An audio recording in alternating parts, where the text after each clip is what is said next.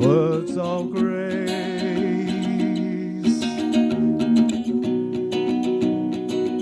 with Ben Coinfern and Paul Sheridan. Welcome to the Words of Grace podcast, where we discuss faith journeys, fellowship and stories from across the Diocese of Sheffield and Diocesan Conference.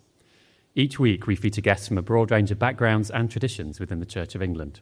Our mission is to delve deeper into matters of faith and to ask each guest what has drawn them to Christianity. I'm Ben Coinfern and I'm here with my colleague and co-host Paul Sheridan. Set the scene, Paul. Set the scene. Welcome to the Words of Grace podcast live.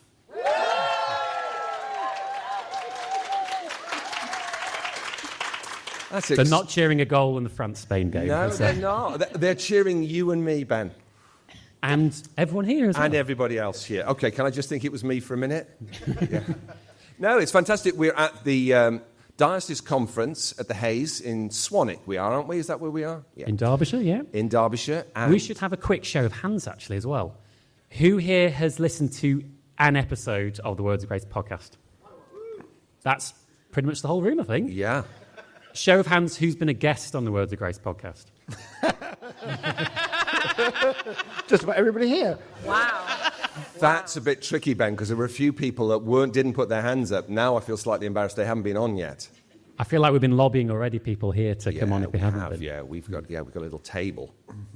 So we've got a fantastic guest lineup on the stage. We've got 3 bishops on a stage. We do.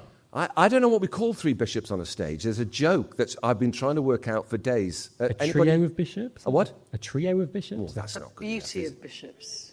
A trinity of bishops. Thank you, Philip. A trinity of bishops, yeah. There's so many things I could say now, and Ben is looking at me not to say them. So I'll introduce the bishops. Yeah, let's do that quick.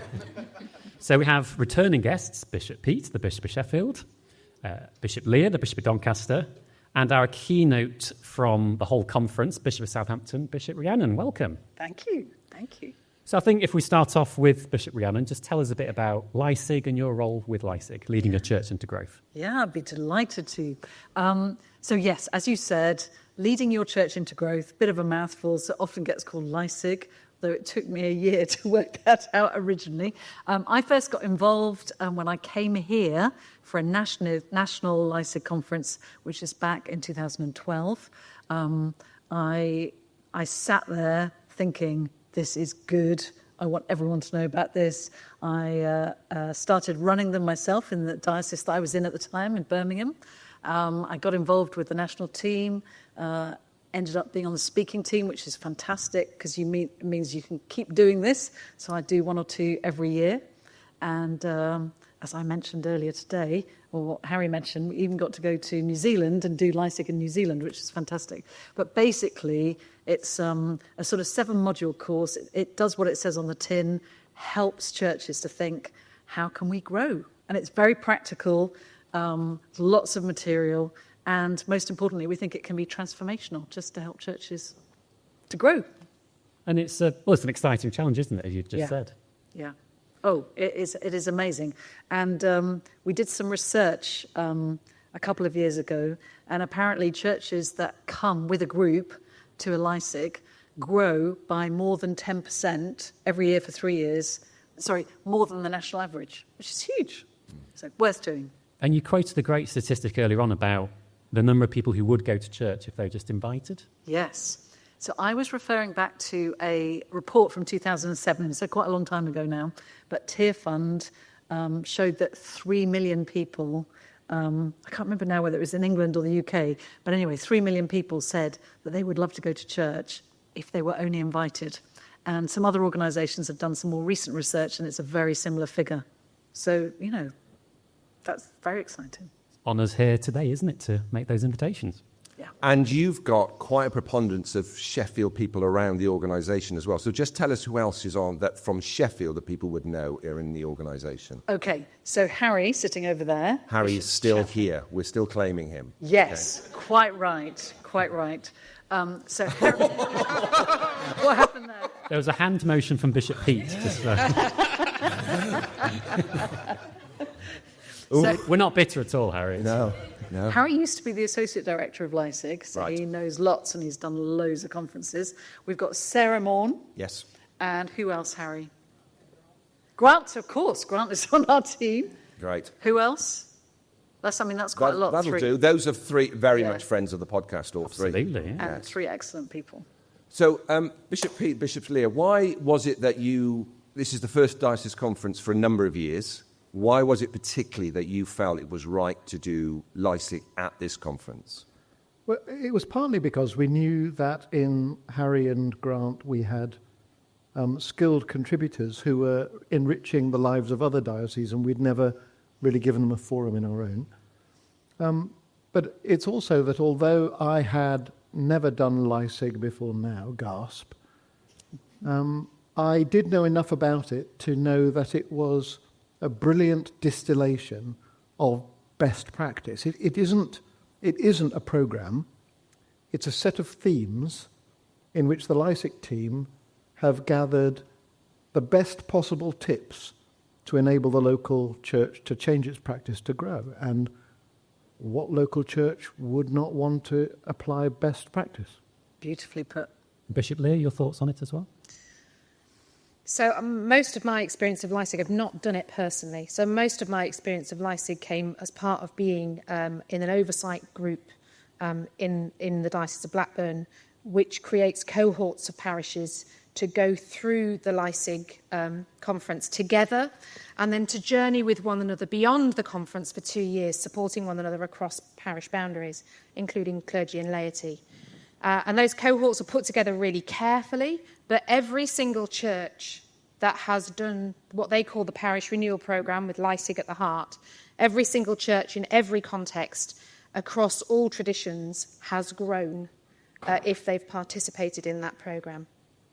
So, why wouldn't I want every single church across every tradition and type of context in this diocese to benefit from it? Sounds like a great programme for your first sort of conference as Bishop of Doncaster. How have you found it so far as your first conference here? I found it really encouraging. And it's not just encouraging, in terms of seeing other people engage with it, but also reflecting on my own ministry and thinking, actually, I recognise these themes.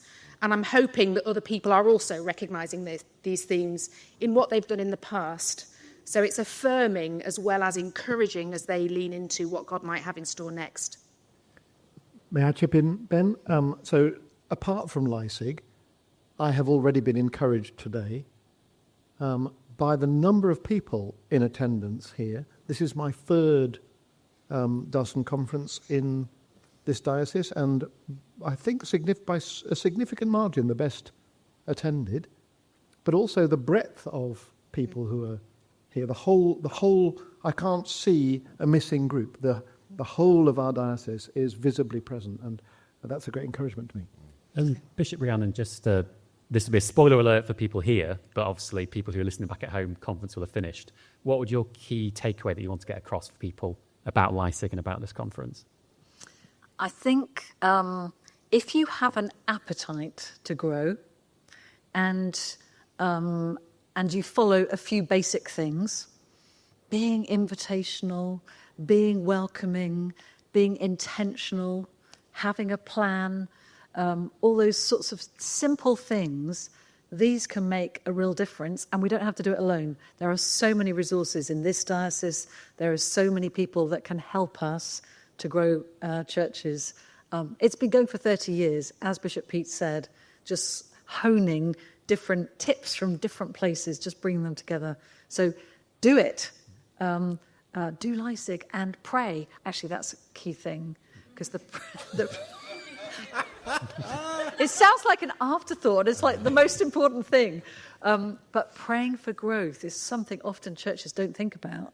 But I encourage churches, whenever you have intercessions, to always pray for the growth of your church. It's so simple, but it really makes a difference. And so, just one more question on that. If someone's listening to this and they want to get involved in that in their church, they really feel a burden for that. What do they literally? For the prayer thing, or the whole thing? Obviously, I'm hoping all our churches are praying already. You know, that would be great. They are. If they wanted to get involved with Leipzig, what would they do? It's very, very easy. If you go to the Leading Your Church into Growth website, there is a list there of all the national conferences. Right. And anyone can sign up. The best is when a vicar goes with, for example, 6 lay people. So you take a team and you go to a conference. Some are during the week, some are other times, and you sort of commit to it. And then you've got a team all excited, like red hot. And then you can go back. And the best thing is to cascade everything. So everything you've learnt, you pass on to the congregation. And we provide something called Leipzig Local that is basically designed to help you pass it on. And then we also do some extra things. So we've got one in October to remind people of all the things that we've learned. So that's happening here in this diocese. Okay. So yeah, go to the website and sign up for a course. Okay, fantastic. That's perfect. Yeah, it's really clear. As we come to the next section, I will say Bishop Peter, Bishop Leah, jumping with questions as well, if you'd like to. They'll be far more intelligent than mine and Paul's questions, or certainly my questions anyway. And mine, Ben. So Bishop Rhiannon, just coming to your sort of faith story. Anyone here who heard the section earlier on, Grant kind of touched on this a bit, but just about your background and upbringing and how church was involved in that. Yeah, sure. I'm the daughter of 2 physicists. And one physicist, my dad, is a person of faith, and my mum still is not yet, but I'm praying. And I grew up in this little village just outside Oxford, a very small village church, but with the most lovely people in it. So I went along because there was nothing else in the village to do, and they had a group of Sunday school leaders who just loved all the children in our village. And you know, love can go a long way. And I carried on going to that. I was motivated by prizes. They had prizes for every 25 weeks you went, and this, that, and the other. I got all the prizes. So that's what got me into it in the first place, the prizes and the love. And then by the age of 13, lots of other things happened as well. But the penny eventually dropped. But I think it is, I remember all the sermons, because I was there for a lot of sermons in this village church, but they were excellent sermons. And I think it all eventually, you know, I took it on board and I just thought, I think it's true. And then as soon as I thought it is true, I thought I have to give my life to this. And I gave my life to Christ. And then for a year, every single thing I went to, I gave my life to Christ again and again and again, just to check. And I have not looked back. So I am so grateful to God that all happened at the beginning of my teens, because it meant that those crucial teenage years, I was surrounded with people that were basically discipling me. I was so grateful. Fantastic. And were you said your dad was a person of yes. faith. Was your dad going to the church at that time as well, or was? Well, he started going more regularly. Yeah. When you committed yeah. his life. But my dad's dad was a vicar, so my dad was very used to going to it. Right. I never met him. Yeah. Okay. Yeah. So you just said that during your teenage years that was a great help to you. Yeah. As you left that village and that small place, where did you head? Did you head into Oxford to the big shiny lights of a big university, or did you disappear somewhere else? What was that like?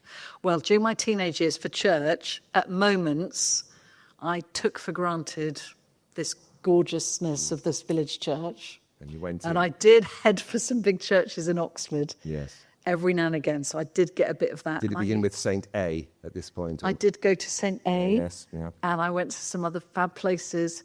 But actually, I look back now and I just think, but I was surrounded. I used to go to this Bible study group in our little village, and there were about 12 of us, and we had the most gorgeous cake.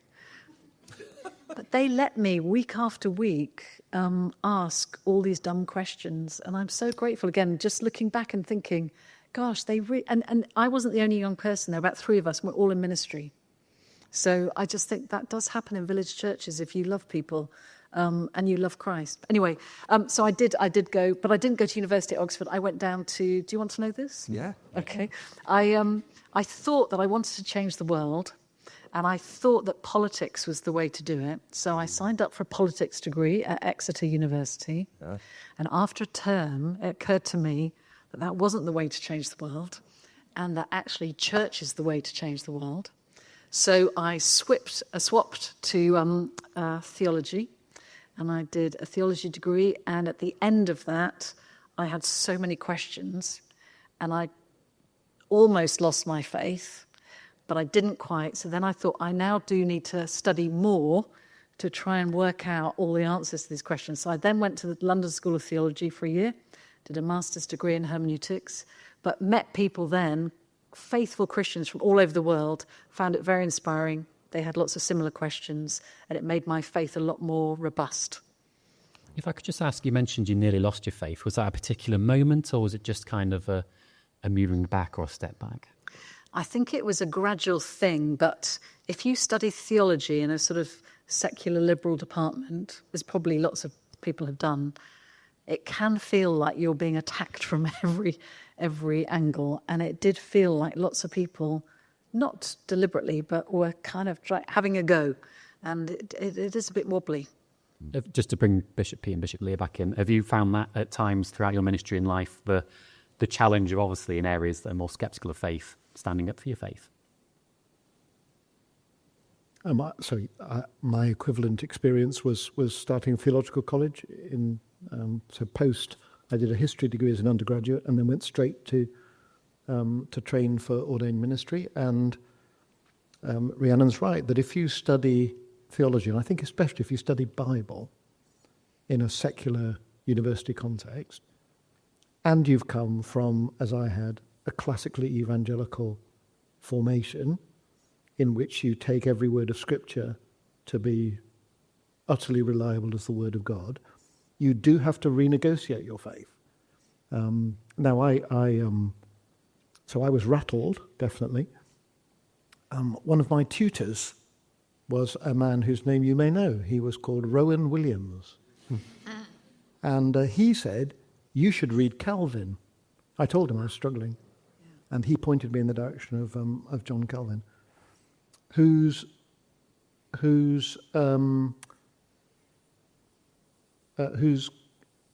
capacity to ride out tiny inconsistencies of Scripture without batting an eyelid was a surprise to me, having come from a University Christian Union background. And it really helped me to retain a robust commitment to Scripture as the Word of God without needing to reconcile every last discrepancy.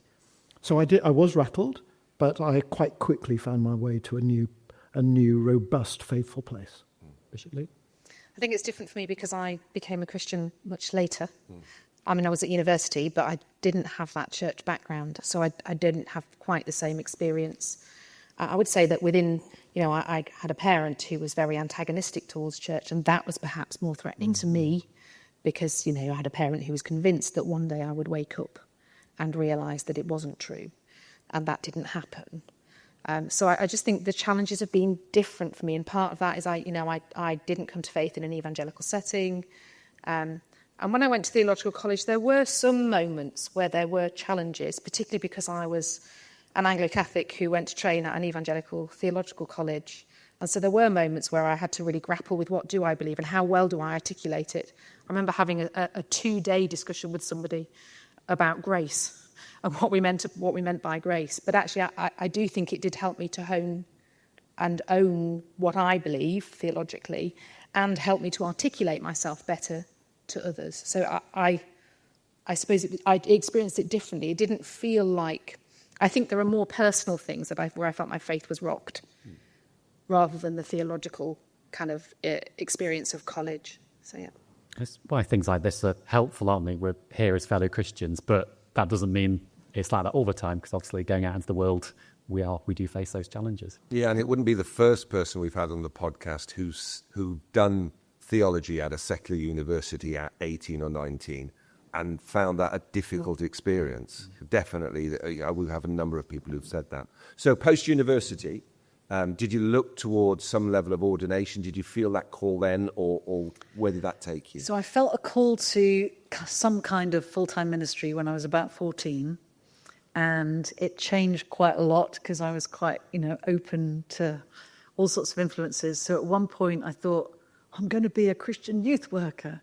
And then it was a nun, and then it was a student worker, and then all these different, it never occurred to me to get ordained in the Anglican Church. Right. Firstly, I I kind of thought the Anglican Church, this is when I was at university. I rebelled for a little bit, and I thought the Anglican Church was a bit of a waste of space. I thought that they'd kind of sold out on all sorts of things. Again, you wouldn't be the first person on this podcast. So yeah, it never occurred to me. And of course, women couldn't be ordained then, because this month I've celebrating 25 years since I was priested, which I'm very excited about. So 25 years ago, it wasn't it wasn't so common, etc. So, but then I moved to Cambridge for my first job, and I didn't know where to stay. And my little village church said, we know the curate of St Barnabas Church in Cambridge, and she'll probably have a spare room. And lo and behold, she did. So I ended up living in the same house as a young woman curate. And after a while, I thought, oh, God, I wonder if you're calling me to this. So I went through a process. I had to work out whether I was an Anglican, and grappled with that, etc. And then started college at Ridley Hall when I was 26, got ordained when I was 28 in the year 2000. I think, again, if we go down the whole sort of panel on this question, that moment for each of you when you were ordained, just talk us through a bit what it's like. We've asked this sometimes on the podcast, and just being in the background, doing photos, trying to stay out of the way in comms, you still see the joy in terms of the families there, also people being ordained. So can you remember the moment, and what was it like? I can definitely remember the moment. And you're right, joy, absolute joy, stroke terror.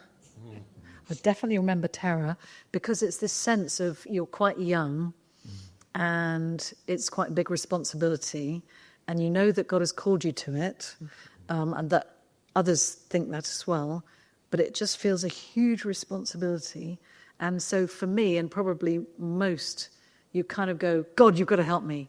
God, you've got to help me. I'm following you, but this feels so much.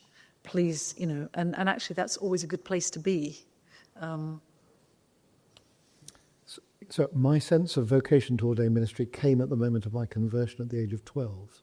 So the day I became a follower of Jesus, I sensed I was being called to ordained ministry. I got ordained at 25, which is more than double the number of years. So I'd lived longer with a sense of vocation to ordained ministry than I'd lived when the sense of vocation arrived. So for me, there was a tremendous sense of a fulfillment of a very long-standing vocation.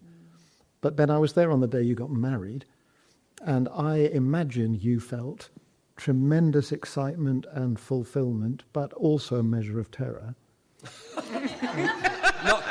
Not because of who he was marrying, no. My wife is in the room. Yes. And I think for many of us who get ordained, that same cocktail of emotions exists. I think you saw my sort of pacing and panicky ways beforehand, but it stopped as soon as Debbie walked down the aisle. I don't know if that's the same with being ordained, but that terror turns to joy straight away. I think the room's gone at that point. You've got so many people on your side for saying that. Sorry, Bishop Leah, but you have absolutely nailed it, mate. Love you, Debbie. Love you, Becca. And she never listens either, so So I think I had not actually been a Christian very long when I finished theological college and was ordained as a deacon. So I think I was really afraid, and living with a lot of imposter stuff as somebody who comes from a non-Christian kind of working class background, and had all sorts of stuff, feeling like I didn't belong. And so I was really afraid. But actually the thing I most remember, particularly from my first ordination as a deacon, was the fact that I had to suck, this is going to sound really silly, but I had to suck polos because I was 9 weeks pregnant and horrifically sick. And I honestly, for a moment, as I got up to move forward to kneel in front of the bishop at the time in Newcastle Diocese, I just thought, please just do not be sick on the bishop. And so a combination of nerves and real fear, but also, actually, I was literally, I felt sick the whole time. So it was a series of mixed emotions. Can I add, if there are people watching and listening to this now, and you're feeling that God might be nudging you, you've just got to go for it. Yeah, It's the absolutely. most wonderful thing. Just doing anything that God nudges you to do. Go for it. Where's the camera? Go for it. Those reflections are really encouraging, though, because there probably is the perception at times for people who get ordained that they've got an immense sense of calm and through the processions no nerves at all. Well, that clearly isn't the case. Yeah. So, quite early in your life, you've been ordained. Just take us through the journey. You've got a number. We've looked at your bio. There's a number of posts in there. So we're not going to go by day of what you did. Yes, But it'd be boring. yeah, no, not boring at all. But we haven't got time. But you've got a number of posts. Just give us a flavour of the places that you've worked. You mentioned Birmingham a lot today, but give us a flavour of some of the places that you've worked. Okay, I went for a curacy in Huntingdon, and it was just fantastic because there was a little sort of London overspill estate, posh village, market town, the whole works. My training incumbent left after 9 months, and another one came 18 months later. So I ended up being trained firstly by a more Catholic training incumbent, then more evangelical, then more liberal. And the bishop apologised to me that I'd had such a difficult curacy. I said, no, this has been great. So I started off there. I then ended up being vicar in these villages just outside Cambridge. Yep. I was single all this time, so look, my friendship groups were there, so that was really helpful. And then at the end of that time being a vicar, I just really sensed I wanted to do something more strategic. And I realised that the big thing that would, the big word over my ministry is mission. That's the thing I'm so excited about. So once I realised that that's what I wanted my whole life to be about, and I felt that was from God, then I looked at mission enabler posts, and I went to Birmingham, then became the director of mission, and then I never wanted to be an archdeacon. Sorry. I didn't either. It's a bit late now to say that, Javed. Do you know, lots of archdeacons say that. This is God we're dealing with. Yeah. I was having a fantastic time in Birmingham Diocese when I just saw this advert for this archdeacon's post in Ipswich. It wasn't an unusual archdeacon post. It came with a £4 million budget and a big project to basically help transform one particular deanery, an urban deanery in Ipswich. And I just knew the moment I opened that, even though I was loving what I was doing in Birmingham, I just knew that that was for me. So applied to that, and I was there for 6 years. Absolutely loved the people there. We saw God do amazing things. And then, as you know, I've just been in my post as Bishop of Southampton for 18 months, so I'm very new. So just walk us through the call to be a bishop, and we might do that with Bishop Peter and Bishop Leah. We've done that story before for them, but just give us a feeling of you're an archdeacon, you're doing a big project. How do you just take that next step? Is that you? Is that someone calling you? Do you want the truth? I do. Well, it always helps. It's a safe space. There's just a few of us here. I haven't completely processed all of this. I went to a conference in 16 years ago when I was just a young incumbent. It was actually on my 36th birthday, and all the women bishops around the whole world had been invited to go to the Lambeth conference, and for a few days before they came to a conference in Cuddesdon. I don't know if you know about this. And women weren't bishops at this point. But I was on General Synod, so I was learning lots about it. And I can't remember why, but anyway, I ended up being invited to this conference. So every lunch and breakfast and everything, you'd be meeting a bishop from, New Zealand or Canada or all these amazing people. Anyway, I went back to my room on my birthday, and I felt God say to me, that's what I want for you, wow. But in 20 years' time. Now, I didn't know what to do with that. But I went to breakfast the next morning and I talked to Bishop Victoria, who was just moving to New Zealand. And I said, I don't know what to do with this because I didn't think that bishops got called. And I sort of felt that the done thing was not to say this to anyone. And she said, come and spend a month with me in New Zealand and we can talk more about it. So that's what I did. I was quite excited for a year. and then sort of forgot about it. I then ended up changing jobs and worked with our good friend, Bishop Andrew Watson, who died recently. And I worked closely with him and then a string of other suffragan bishops. And I'm afraid that totally put me off because they were so good at what they did. And I just thought I could never be like Andrew and Anne and Mike and all these other amazing suffragan bishops that I worked with and the diocesans. And so I felt like not only could I not do it, but it looked so hard I didn't want to do it. So having spent a year exploring it, I then spent 15 years running away from it. And so when eventually my bishop, because you have to, the start of the process is your diocesan bishop has to think this is a good idea. So when my diocesan bishop in St Edmundsbury in Ipswich approached me and said he wanted me to think about this, I was all very sure at that point that I didn't want to do it and I didn't think it was right. And he said, well, I hope you won't mind me saying this publicly. He said, well, we'll have to carry on meeting until you agree with me. Wow. So I did agree that I would go on a retreat and I prayed. And anyway, eventually I did feel that God was calling me to do it. And even though I still felt I couldn't do it and I didn't want to do it, that if God calls you, he's going to equip you. So anyway, that's a long way of saying that eventually I kind of said yes and just kept on saying yes to Jesus, but didn't know what it meant. And the most beautiful thing has happened in that I was absolutely terrified at the moment of consecration because I just thought, I don't know if I can do this. There are lots of bits of the job and lots of it I still can't do. But again, it just throws you on God. But the most beautiful thing is I've actually enjoyed it, which I wasn't expecting. Oh, that's fantastic. I'm intrigued to know as well, how did the three of you meet? When was the first meeting between any of you? I first met Bishop Pete when I was serving my first incumbency in the Diocese of Lichfield. And I think the first time I ever spoke to Bishop Pete was at that diocesan conference.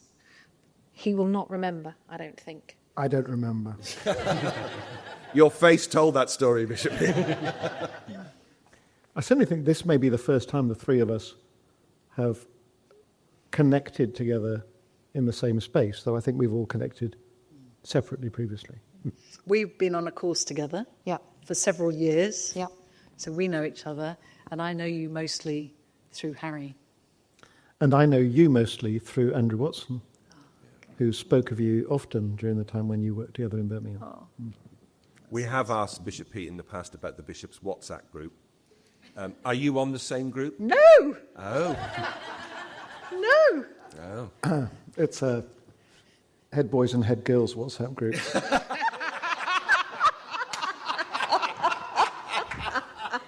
Is there one all-encompassing bishops WhatsApp No. group? No. No. Thank goodness. There are a number. So there is a WhatsApp group for the bishops who are on General Synod. That is not quite the same as those bishops who are diocesan bishops, and has its own WhatsApp group. And there is a WhatsApp group for bishops who are in the House of Lords. And we're in a WhatsApp group for people who are interested in church planting. We are. There is also a WhatsApp group for all of the female bishops in the Anglican Union, which is really interesting. Very good. Yes. And there is a WhatsApp group for women bishops in the Church of England. Which is called Purple Prowess. Does anyone spam it, or is it quite respectful? No, they're all very respectful, reasonably useful spaces. Excellent. And can I just point out that the diocesan bishop who said to Rhiannon, "Then we will just have to keep meeting until you agree with me," was right. Oh, Yes. Exactly. Mic drop there. Yeah. That's a fantastic story. Thank you so much for sharing it. Thanks for being so honest and open. So that was fantastic. As people will know, on Words of Grace, we just dip into some other stuff with around some questions. So I sort of prompted you to say what was on your Spotify playlist on the way here. It's quite a long drive. And you looked at me blankly as if to say, so what were you listening to? I was listening to The Rest is Politics. Other podcasts are available. Other podcasts are available, but not as Including good. this Oh, yes, that's true. And I was listening to their leading podcast, and it was an interview with a previous German Chancellor, and he was talking all about whether or not Germany should have done something differently about their gas pipeline. Do I mean gas or oil? Gas pipeline to Russia. Anyway, that's what I was thinking about. Great. No, that's fantastic. It's always Any favourite TV shows or comfort shows you like to watch? Oh, guilty pleasures we want. I do love Netflix. I like hospital dramas. I've just Have you watched The Pit? The Pit. The Pit is on Netflix now. Oh, well, if you like... Anybody else watch The Pit? Hospital dramas. It's the same guy, Noah. What about Amsterdam? Have you watched Amsterdam? Yeah. That is good. Yeah, it's too nice. The Pit. The Pit is on point because it is... Is there some Netflix snobbery going on here, Paul? You know like me. Diplomat. I'm a snob about film, music, radio. You know Have that. you listened to The Diplomat? Have you watched The Diplomat? Yes. Very good. I thought that's good. Yeah, we enjoyed The Diplomat. Yeah. Go to The Pit. Have you seen the I'm going to keep saying it until we agree. It doesn't sound great. Just like a previous bishop, I'm just going to keep saying it until we agree. Have you watched The Residents? No. Oh, that is very good. Haven't we? Set in the White House. The Residents. I'm just pointing to my that's wife what it's now. Yeah. The Yeah. sort of comedy. Fantastic radio. Yes. Yeah. Yeah, it's a good show. So I was just double checking. Thank you. I'm going to apologise now. The Pit is on HBO Max. Other streaming versions are available. I had a text from my wife just saying it's HBO Max, you fool. So yeah, HBO Max. But that's free on Sky. And again, any favourite films or comfort films? Oh gosh, come back to me. Okay. We could go well, down we the haven't line got much again. longer, so No. I'll pass. But lots. thank you so much. But shall we ask if there's any questions from the what do we call these people here? The audience. Delegates, audience. These Cherished fans and friends of the podcast. Fans. Should we ask for some questions? Yes, so basically the rules are if you want to, say your name, who your question's directed to, and to keep the question to 10 seconds. And Joe has got a roving mic, okay? I thought I was a third presenter. Sorry, Joe. We need to talk to you about this, Joe. If you want to listen to Joe's podcast, you have been on the podcast Has already. Joe got a podcast? No, Joe's been on our podcast. Oh, yeah, I don't think his own for a minute. A rival podcast. Joe, have you got a question? No. No. We can't be the third host then. Go and ask if anyone else has got a question. Hands up, so Hands up, question. anybody's got a question. Please help us out, because we've left aside 10 minutes for this. 15, I think. Yeah. Sammy. Reverend Sammy, they, them, long-time listener, first-time caller. There's only Sarah, Paul Ranger, they, them. I've been enjoying thinking about the way we're following Jesus' calling and what Rhiannon was saying about just saying yes to that. Often I find it reveals God's sense of humour in these moments. Do you have any memories bubbling up of times that God's put something on your heart that's really surprised you but then has really blessed you as well? Good question. Why is Sammy not presenting this show? I know. So I can offer you one. In 2011, I'd been a residentiary canon at Lichfield Cathedral for 5 years and was desperate to get out of cathedral life. And I had a letter from the Archbishop's appointments advisor saying, have you considered applying for the post of Dean of Liverpool? And I remember marching through the house, brandishing this letter to find Kathy, my wife, to say to her, I cannot believe anybody could think I would have the slightest interest in becoming a cathedral dean. She said, don't you think you should at least look at the role description? I looked at the role description. It was like watching my CV in the mirror. Applied, was appointed, and had the 5 most fun and fruitful years in my ordained ministry. And I would have shut the door. Left to myself, I would just have slammed it down in frustration. Bishop Rhiannon, Bishop Leah? I can think of an embarrassing example. A couple of years ago, or perhaps just a year. It must be a couple. As part of a sort of menopausal thing, I became I found it more and more difficult to speak and to retrieve words from the back of my brain, and found it very, very difficult to be put on the spot. And although I'd spent over 25 years getting up in front of crowds and speaking, I found it really difficult to do. I came over in a hot sweat and just found it really difficult. And at this is the point that God chose to ask me to do more preaching and public speaking than I've ever done in my life before. I think that's quite funny. And I kept on thinking, why, God, when I can't get the words out and I'm in shaking before I speak, why is this happening now? Of course, I think it's about, again, pushing me back onto God. That lasted for the first 6 months of being a bishop. So that added to the terror. Unfortunately, it's gone now, so I can talk about it. But I just thought that was interesting. That at this moment, that God should choose. I mean, the story that always comes to mind for me is that it's kind of never make a deal with the Lord in prayer. I had been selected for ministry and had been a bit of a pain to my DDO in not being willing to visit theological colleges and not sorting out my place for training. And she rang me up and said, come on, sort yourself out. So I visited some theological colleges. And I settled finally on going to Cranmer. It felt like home. And the deal that I made in prayer was, Lord, I will be the best priest. I will be the best that I can be. I will offer everything to you. But I will not marry another priest. And I met Mark on the first day of my first year. And it was clear within a couple of months that we felt called to one another. And we were engaged in January and married in the following August, 11 months after we met. That's amazing. Fantastic. Wonderful reflections. Thank you.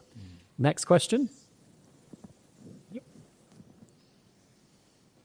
Thank you, Joe, for moving across so swiftly with the microphone. And silently, I'd like just... Well, let's be honest, John, not totally silently. Hi, I'm Beth Burris. I'm lead lay ministry enabler here. My question is for Rhiannon. I just wondered what you would have to say to lay ministers, lay readers, focal ministers, all the different types of lay ministers in terms of your encouragement to them in church growth. What's your kind of, what's their involvement? okay. So because there are so many clergy here, we have definitely talked about clergy more than we should do, because really it's all about lay leadership. And that is what bishops are for, in my view, and archdeacons and deans and all clergy. We are there to support and serve the people of God, the laity, throughout the church. So anything we can do to support any lay leaders to say yes to Jesus, to get out and to tell everyone what Jesus has done as your life, that's what it's all about. And apologies for the times when we do make it seem as if it's about clergy. It is so not. Thank you. Another question? Just a question for you, Ben. The wonderful Deborah Coyne-Fern. Have you done the washing up before you left? Yeah, heard we talked about. No, this is a question for all three bishops, really. We're talking about church growth. I'd like to know, well, could you share stories of areas of church growth we are seeing across our diocese, and Bishop Rhiannon, maybe within your diocese as well at the moment? Who's going to start? So most of you will know that our stats for mission show that in 2025, the number of adults and children worshipping in our churches across the diocese on Sunday, and the number of adults and children worshipping in our churches across the week, grew over 2024 by between 3 and 5%, and that was the third year running. I don't know at what point we can start to talk about a trend, but 3 years is better than 2, and 2 years is better than 1. I know that the stats around the quiet revival have been called into question, but Bishop Leah and I confirmed more people in the Diocese of Sheffield in 2025 than in any year since 2018. And that's chiefly because of the increased proportion of candidates in the sort of 18 to 35 age group. And almost everywhere I go on a Sunday morning, I encounter young adults, new to church, who have not been evangelized by Christians, but by the direct work of God in their lives. They've just come through the door. And it really does feel to me, I've been ordained 39 years, I'd say for the first time in the last 5, it's felt to me as if the tide might be coming in rather than going out. So that there are very, very many church stories of growing churches in the Diocese of Sheffield, and it feels part of a thing. Can I hop onto that? I agree with everything you've said, and I've seen exactly the same, both in Winchester Diocese and in my last diocese. Turning up and people just coming off the streets to almost all of our churches, including the most remote, young people, young men, people seeking confirmation. And it's just the most awesome privilege. So whatever the stats say about that particular thing, we are seeing it and meeting these people, and it's wonderful. I'm also seeing lots of small churches basically putting into practice some of the Leipzig principles, very straightforward stuff, and just being a bit more confident about sharing their faith and finding that people are so interested. And I also feel there's a new chapter. I think I agree completely and absolutely, particularly through confirmations, seeing more and younger and more diverse people coming to confirmation. But I'd also want to say that I think we're seeing the knock-on impact of that also in the vocations pipeline. The numbers of people coming into the vocations pipeline just in this year so far, it is a significant number of people, so much so that we're looking at building capacity for that. But also that the projections moving forward look really hopeful. And we would always encourage more people to respond to what the Lord is doing in their lives and to offer their lives to him in service for lay and ordained ministries. But actually, I think we're seeing the fruits of some of the prayer that we put into that and some of the work that's been put into that. Really encouraging, thank you. We've still got about 5 or 10 minutes, so any more questions from the floor? I think there's a great opportunity for Harry to ask Bishop Pete a question that he's always wanted to ask. Great idea. And never felt able until this point. Is there something that you wanted to ask Bishop Pete? There is no question Harry has never done. Your relationship has been that open and good. Yeah. Harry, is there something you wanted to ask? Honestly, not really. No. Okay, that's fantastic.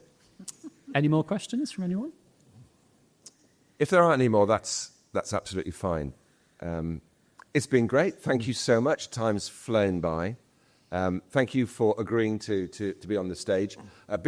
Just so everyone knows, Bishop Rhiannon knew nothing about this when she arrived and literally found out this morning and then about half an hour ago, or half an hour before the start, of what we actually did. So, well, can I just say, I think it is wonderful that you do this. I've heard very good things about your other podcasts, and just how wonderful to have a forum that gets out to so many people and inspires them, hopefully. Which is now your most accessed podcast?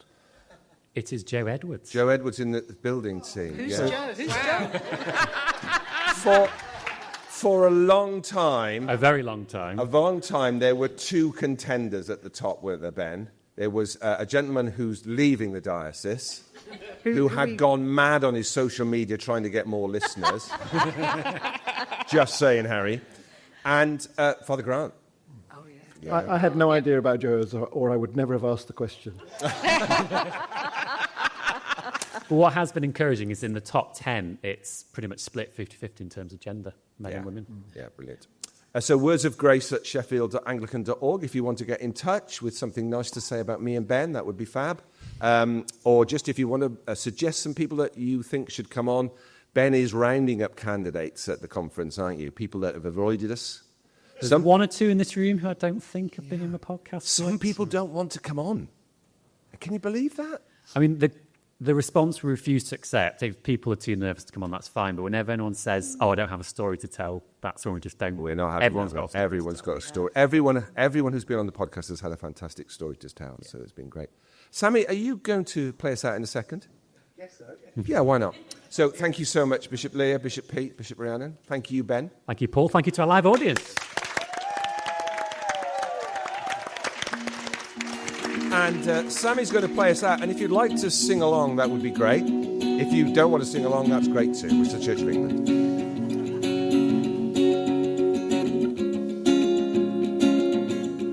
Words of grace